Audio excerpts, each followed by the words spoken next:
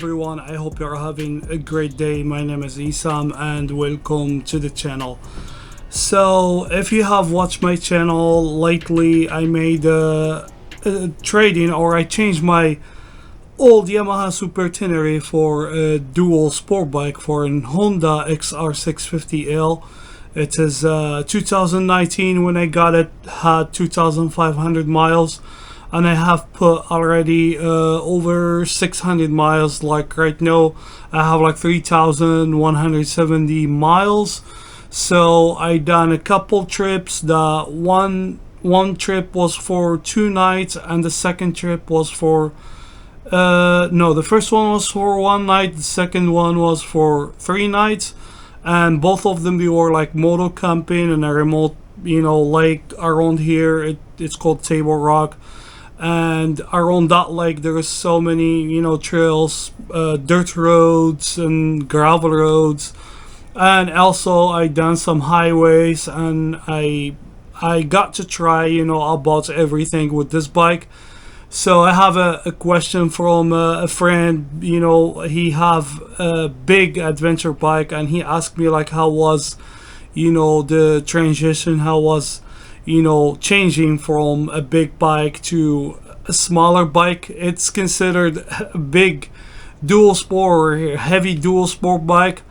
To me, it's like a small adventure motorcycle. It's depending how you want to look at it. So it's like the change is great. You learn so much. You learn that, sometimes all that, fancy electronic package, it helps a lot. Like you realize going from a bike that has, a fuel pump and has an ABS, has traction control, and has, all the bell and whistles, all the luxury stuff, and you jump over something that it's like 30 or 32 years old, like the Honda XR. They've been making them for over 32 years. So the bike, it's like that white canvas that has almost nothing on it. You got a carburetor, and the bike is like air cooled. There is no radiator, there is no fuel pump, there is no computer, there is absolutely nothing. And for some riders, that actually it's a blast, because you don't have to worry about all these things that they can go wrong, somewhere in a trail. If you are doing like some multi-day trip and you are trying to explore some, doing like a PDR or going to somewhere remote, like you don't want be messing with so many things at the same time. Like, the whole Honda XR, the DR650, there's so many bikes, like the Himalayan 401, like the old style bikes, the KLR, the old one. They are all, carburetor, easy to maintain, easy to work with. You can have like simple tools and you can get the job done. So there is like a big difference between a big heavy adventure bike and a dual sport, for sure. I find it interesting. To me, like, I don't regret my decision. This is one other question, like, do I regret like going from a big bike to that, to the Honda XR?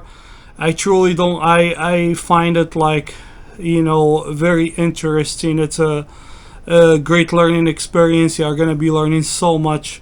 The bike is pretty tall, so it's the seat is 37 inches. So I'm 6 foot tall, 220 pound. When I'm sitting over the bike, I can put some weight over the bike and reach the floor.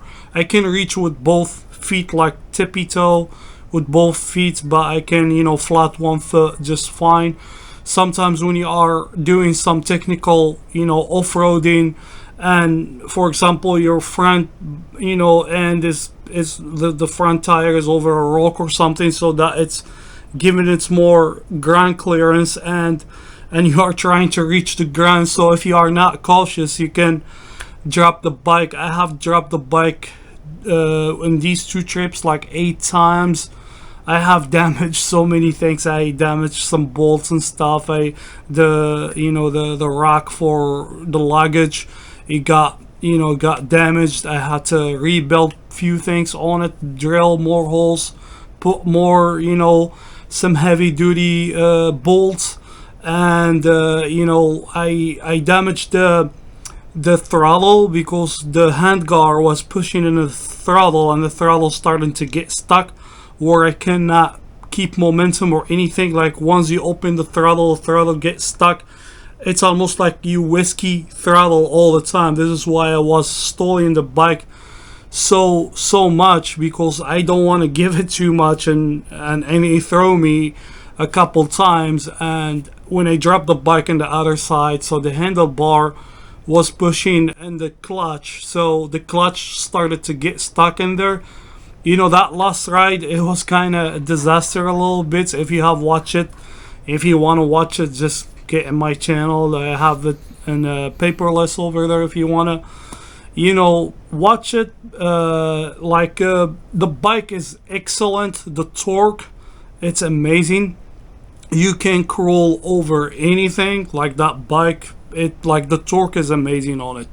It's only like a 40 horsepower bike, or maybe less than that, because the bike is still stuck, and it's like once you give it throttle, it will crawl over anything. And it's fun and funny at the same time. Like I find it like it gives you a smile like when you are doing it. I had, when I was with the big bike and I was turning the traction control off, and I turned in the ABS, I made like a bypass switch for the ABS when I had that Super Tenere. Then you deliver all the power to the engine, and when you give it a little bit of throttle, it's like overwhelming. That power, it's way too much.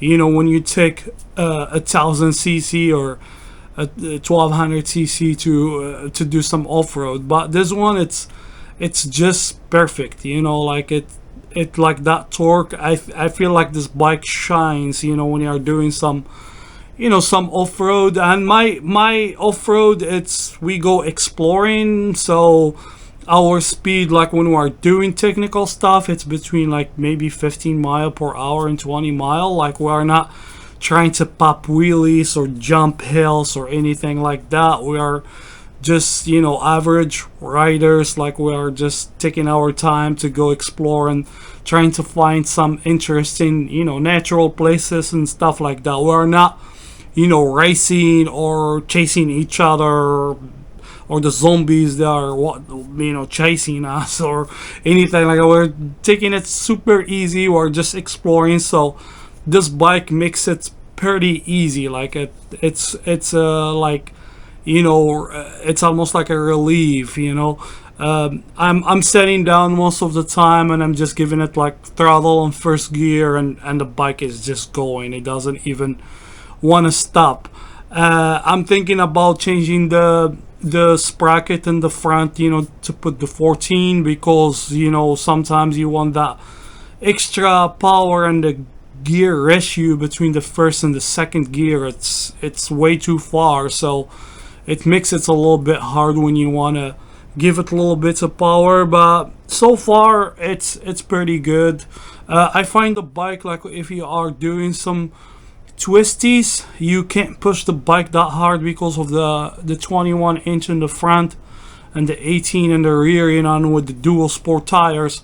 Like I remember when I was riding the Super Tenere, I got to test ride the GS, the 1200 this year, and it's super smooth. And when you are doing the twisties, you can push hard, like high speeds doing twisties. But when you try to do it like with the XR, it's a little bit scary, like sketchy. Like that front end, it keeps like I don't know, like escaping, or you want to go upright. Like, but the bike feels really light, swerving, stuff like that, doing U-turn, feels almost like a bicycle. Like it's really easy to maneuver.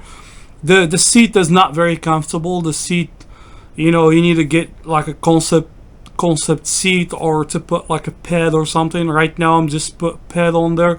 It'll helping a little bit. Like after 1 hour, hour and a half, you will feel your tailbone like hurting a little bit. But you know, if you are just commuting to go to do some trails and stuff, is not gonna be big deal. It's something, you know, to get used to.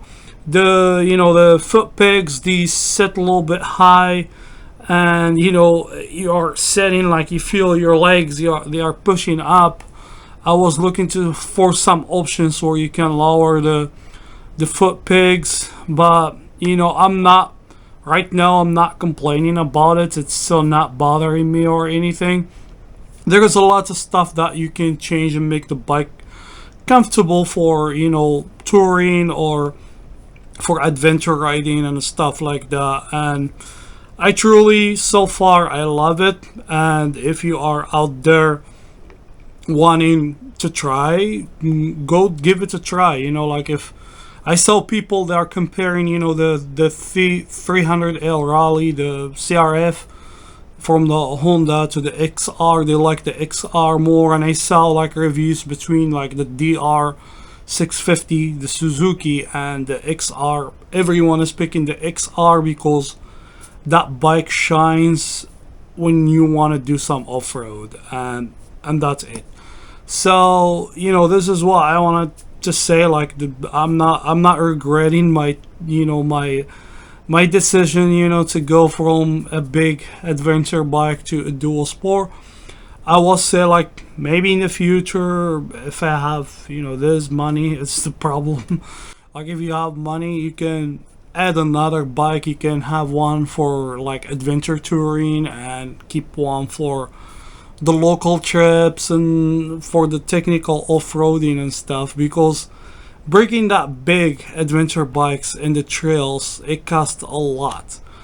And with the dual sport, you know, the plastics and the parts and everything is not that bad of a deal, you know. But when you break something in a big adventure bike, you end up paying a lot. So yeah, I don't want to make this video too long. If you got some questions, you know, comments, you know, leave them down below. Subscribe to the channel, and thank you so much for watching, and I will see you next time. Thank you.